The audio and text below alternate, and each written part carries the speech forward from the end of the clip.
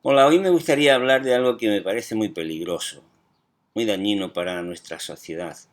Me refiero al desprecio, a la inteligencia, al conocimiento, al saber. Yo creo que la mayoría de la gente está abordando o está contemplando esta epidemia que vivimos como algo inesperado, como algo fortuito, como algo que no se podía prever, que nadie podía saber que iba a ocurrir. La verdad, la realidad de las cosas es muy diferente.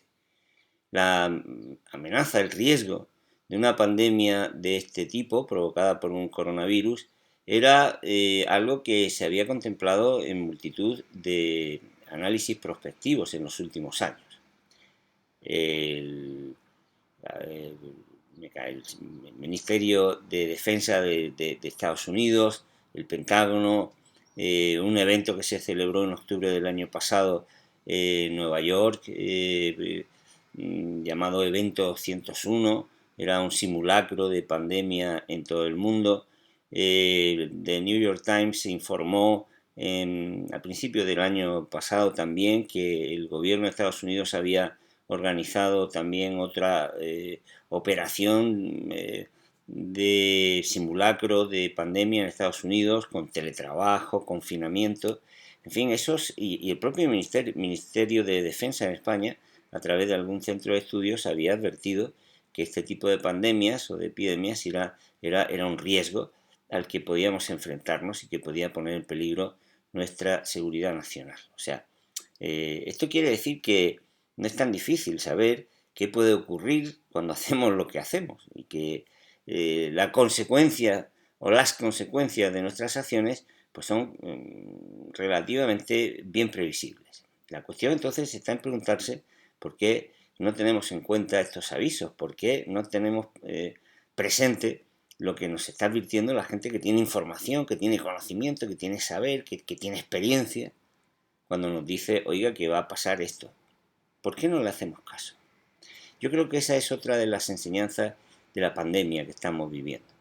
Hemos despreciado el saber, el conocimiento. Nos hemos dejado llevar por lo inmediato, por las emociones, por la ganancia monetaria, por lo que no es más que coste monetario, pero hemos descuidado los costes invisibles, los que no se manifiestan en el precio de las cosas, pero que están ahí, los daños que hacemos a la naturaleza, a las personas, que no pagamos por ellos, pero que efectivamente suponen un coste grandísimo. No nos percatamos de lo importante que es disponer de la inteligencia y del saber de la ciencia. Hemos desmantelado los sistemas de investigación. En España mantenemos en precario a miles de investigadores, muchísimos de ellos han tenido que ir. Nuestro sistema científico malvive con presupuestos que se reducen cada 2 por 3. Y esa estrategia, esa falta de previsión, ese desprecio del saber y de la ciencia es un viva la muerte, por muy sofisticadas que sean nuestras vestiduras de ahora, por muchas redes y artilugios que utilicemos para difundir lo que decimos. Y yo creo que lo que está pasando ahora en la sociedad de nuestro tiempo y el reto que nos plantea la pandemia pues tiene mucho que ver con este desprecio del saber. Necesitamos el conocimiento, necesitamos el pensamiento, necesitamos la investigación, necesitamos la ciencia. Sin ellas no vamos a ningún sitio. Hemos hipotecado el futuro.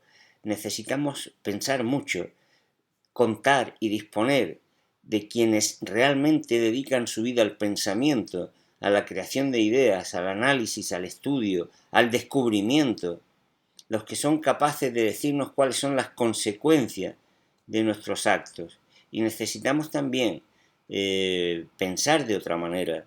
Tenemos que dejar a un margen las certezas, porque esas certezas van a desaparecer. Tenemos que reclamar el protagonismo de las personas inteligentes, porque como decía Francis Bacon, solo las personas inteligentes son capaces de apreciar y de descubrir oportunidades donde otros no las ven. Tenemos que aprender a pensar también de otra manera, quizá no tanto en forma de previsiones como de escenarios, dudando permanentemente. Hay que pensar mucho y pensar distinto pensar de otra manera. Si no lo hacemos así, estaremos hipotecando nuestro futuro.